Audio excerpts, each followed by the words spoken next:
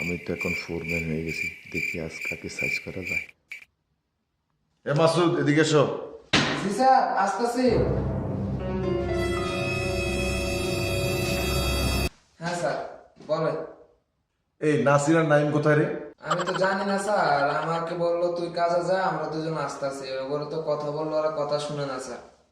এখন বাজে কটা? স্যার এখন প্রায় 9টা বাজে। তোমাদের ডিউটি টাইম কটা? 7টা বাজে। তোমাদের জন্য আমার পিএম এর কাছে প্রতিদিন কথা শুনতে হয়।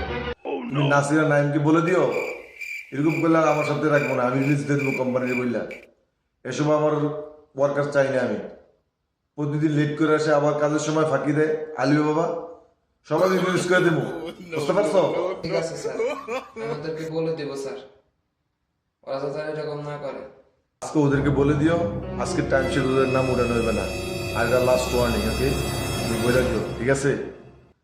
জি স্যার, ওকে, আমি বলে দেবো স্যার ওদেরকে।